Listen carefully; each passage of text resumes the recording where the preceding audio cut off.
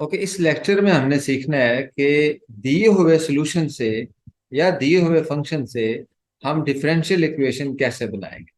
पहले तो हमें ये मानना पड़ेगा कि दिया हुआ फंक्शन किसी डिफरेंशियल इक्वेशन का सॉल्यूशन है। तो जो solution of a differential equation होगा वो किस फॉर्म के अंदर होगा। ठीक है, पहले से हम देखते हैं। एग्जाम्पल के तौर पे यहाँ दो डिफरेंशियल इक्वेशन लिखी हैं, एक फर्स्ट ऑर्डर की है, एक सेकंड ऑर्डर की है। हम इसे सॉल्व करके देखते हैं कि जो किसी डिफरेंशियल इक्वेशन का सॉल्यूशन होता है वो किस फॉर्म में होता है। D Y by D x is equal to X. इसको सॉल्व करने के लिए आप इंटीग्रेट कर देंगे, लिख लेंगे X D X, integrating both sides. ठीक है, सॉल्व करने से यही मुराद है कि आप वो फंक्शन फाइंड करें जिसका ये डेरिवेटिव है। तो आपको किसी तरह से एंटी डेरिवेटिव यानी इंटीग्रेशन करना है।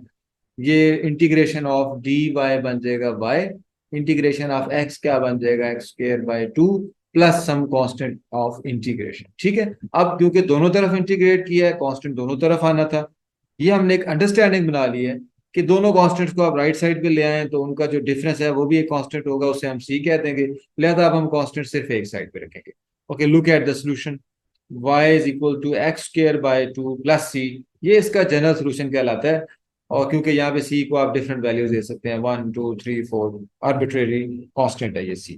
ठीक है, नोट करें कि आपके पास जो डिफरेंशियल इक्वेशन है ये ऑर्डर वन की थी, इसमें पहला डेरिवेटिव था, आगे दूसरा तीसरा चौथा आगे नहीं है, सिर्फ एक डेरिवेटिव। उसको खत्म करने के लिए एक बार आपने एंटी डेरिवेटिव लिया, आपको एक कांस्टेंट मिल गया। अब इस सेकंड एग्जांपल को हम करते हैं, d two y by D x square is equal to one. Integrate करेंगे तो ये बन जाएगा d Y by D x, और वन की integration x plus some constant of integration से a. Now again integrating again to get rid of this derivative, y y रह जाएगा आपके पास यहाँ पे x square by two plus a x, एक integration a x plus constant of integration B. This is the solution of this differential equation. अब आपने देखा कि अब इसके दो डेरिवेटिव लिए गए थे, सेकंड ऑर्डर डिफरेंशियल इक्वेशन थी। इसको आप सॉल्व करने के लिए आपने दो मरतबा इंटीग्रेट किया। ठीक है, पहली मरतबा इंटीग्रेट किया तो आपको ए मिला, कांस्टेंट ऑफ इंटीग्रेशन। फिर आपने इंटीग्रेट किया, अब आपके पास दो कांस्टेंट है, but both are arbitrary constant, कुछ भी वैल्यूज हो सकती है इनकी। तो इसका मतलब ये है कि कोई भी डिफरेंशियल इक्वेशन जितने ऑर्डर की होगी उसका जो सोल्यूशन है उसमें उतने ही इंडिपेंडेंट वेरिएबल्स होंगे। फर्स्ट एग्जांपल में आपके पास सॉल्यूशन के अंदर आर्बिट्रेरी कांस्टेंट वन है, तो आपकी डिफरेंशियल इक्वेशन जो ऑर्डर वन की थी। सेकंड में आपका जो कांस्टेंट आर्बिट्रेरी कांस्टेंट्स हैं वो टू है, आपकी जो डिफरेंशियल इक्वेशन है वो सेकंड ऑर्डर की थी। लिहाजा अब आप ये रिजल्ट याद रख लें कि अगर आपको कोई फंक्शन कोई जनरल सोल्यूशन दिया गया हो और आपसे कहा जाए कि आप यहाँ से डिफरेंशियल इक्वेशन फाइंड करें, तो आपने देखना ये है कि उसके अंदर आर्बिट्रेरी कांस्टेंट्स कितने हैं। ठीक है, अगर उसके अंदर n आर्बिट्रेरी कांस्टेंट्स हैं, इसका मतलब ये है कि आपने उसका n टाइम्स डेरिवेटिव फाइंड करना है। जब आप n टाइम्स डेरिवेटिव फाइंड करेंगे तो वो nth ऑर्डर डिफरेंशियल इक्वेशन बनेगी। So first thing to keep in your mind is that the number of arbitrary constants in a given solution is equal to the order of the required differential equation। तो जितने आपके पास arbitrary constants होंगे differential equation के अंदर, उतने ही आप derivatives लेंगे। Okay, given nth order differential equation, the general solution is of the form f x y, c1 c2 c3 cn all are arbitrary constants. These are n arbitrary constants. So the number of arbitrary constants equal to order of the differential equation. Now formation of a differential equation.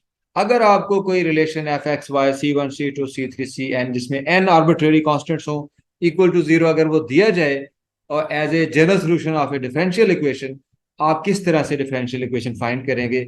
हम दो काम करेंगे। Number one, हम given equations को n times differentiate करेंगे, यानी जितने उसके अंदर आर्बिट्रेरी कांस्टेंट्स हैं उतने टाइम्स उसको डिफरेंशिएट करेंगे।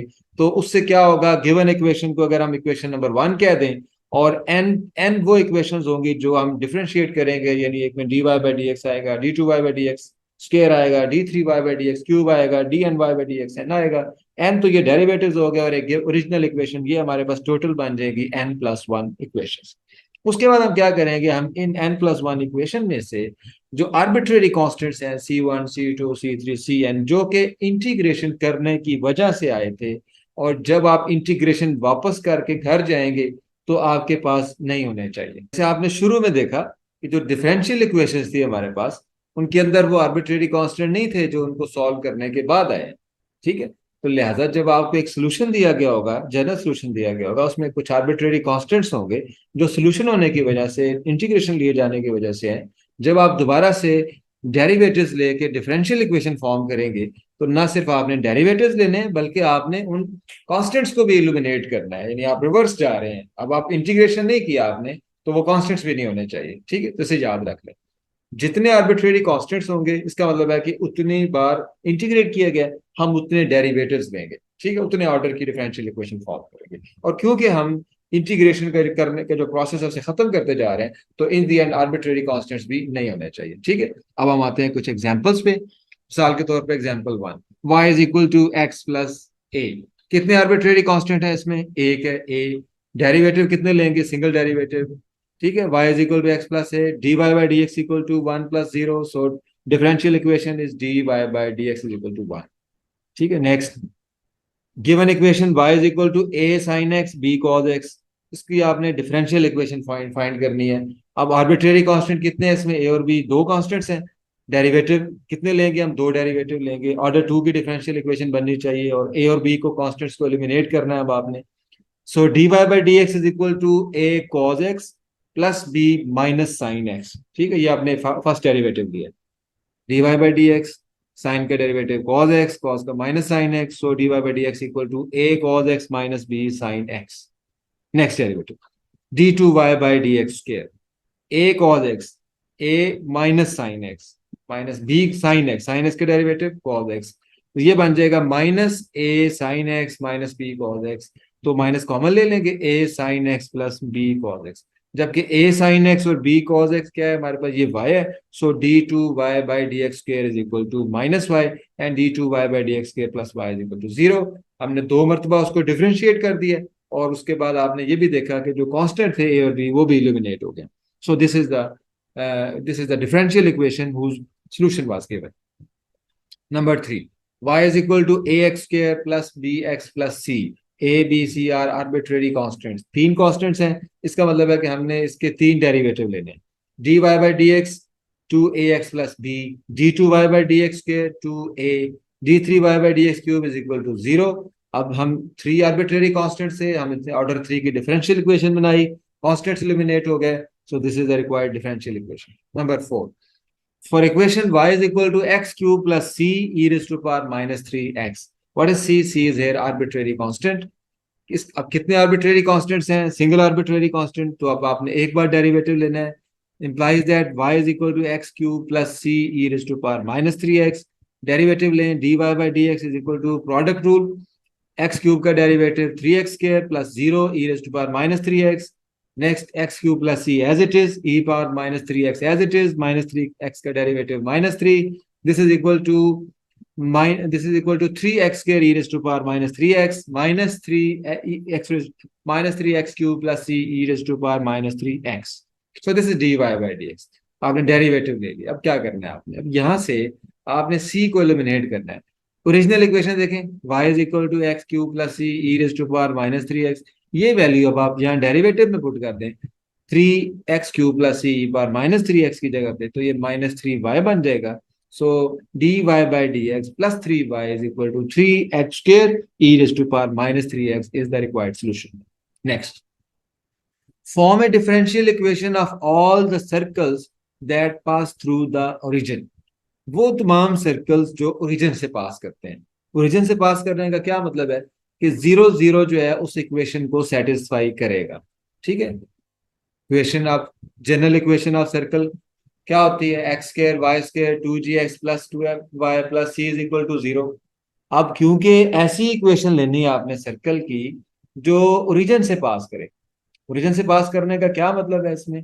ओरिजिन से पास करने का मतलब ये है कि ये जो ओरिजिन है ये इसकी बाउंड्री पे कहीं पे लाया करता है, यहाँ पासिस थ्रू ओरिजिन। तो इसका मतलब ये है कि 0 0 is a point on the boundary of the circle.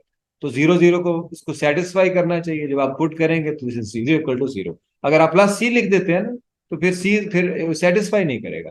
ठीक है। Generally x square y square 2gx plus 2fy plus c, ये सर्कल कहीं पे भी हो सकता है, लेकिन अगर वो सर्कल जो है वो ओरिजिन से गुजरेगा तो इसका मतलब है कि 0 0 is a point on the boundary, तो फिर सी आपको जीरो करना पड़ेगा। So you have the equation x square y square 2gx plus 2fy is equal to zero. कितने आर्बिट्रेरी कॉन्स्टेंट्स हैं यहाँ पे? दो हैं, जी एंड एफ। कितने डेरिवेटिव लेंगे? दो डेरिवेटिव लेंगे। Okay, differentiating it, x square y square 2gx 2fy is equal to zero, 2x plus 2y dy by dx plus 2g plus 2f dy by dx is equal to zero. ये आपने derivative ले लिया। x plus, सबको 2 पे divide कर दें, उसके बाद x प्लस g को अलग कर लें, y प्लस f कॉमन आ जाएगा dy बाई dx। तो अब आप दूसरा डेरिवेटिव लें, x का 1, g का 0, y का dy बाई dx, f का 0 हो जाएगा। प्रोडक्ट रूल लगाएं, y plus f as it is d two y by D x is equal to zero. यहाँ से आपके पास आ जाएगा 1 plus d Y by D x plus square plus y plus f d two y by D x square is equal to zero. Y plus f is equal to 1 plus d Y by D x square over d two y by D x square.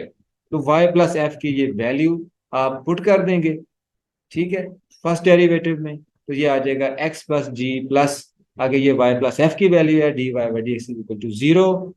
This implies that अब यहां से आपको क्या मिल गई? x plus g की value. अब आपके पास y plus f की वैल्यू भी आ गई है, x प्लस जी की वैल्यू भी आ गई है। इसे अब आप क्या करेंगे? आप इसको आप y प्लस एफ को y से मल्टीप्लाई कर दें, x प्लस जी को आप x से मल्टीप्लाई कर दें। तो लेफ्ट हैंड साइड देखें, y into y plus f क्या बन जाएगा? Y square plus f y. और x into x plus g क्या बन जाएगा? X square plus g x, जो कि आप जानते हैं कि जीरो के बराबर है। और जब आप y के बाद आप y प्लस एफ की ये वैल्यू रख दिया आपने, plus x into x plus g की वैल्यू रख दी है, y को मल्टीप्लाई करें, x को मल्टीप्लाई करें, जबकि left hand side x square y square g x f y, ये आपके पास देखे क्या थी? 2gx plus 2fy is equal to zero. और gx प्लस एफ वाई की वैल्यू यहां से क्या निकली? X square y square is equal to minus 2gx minus 2fy, और g x plus f y 2 उधर जाके डिवाइड हो गया, minus x square plus y square over 2। अब ये वैल्यू अब आप यहाँ पे रख देंगे।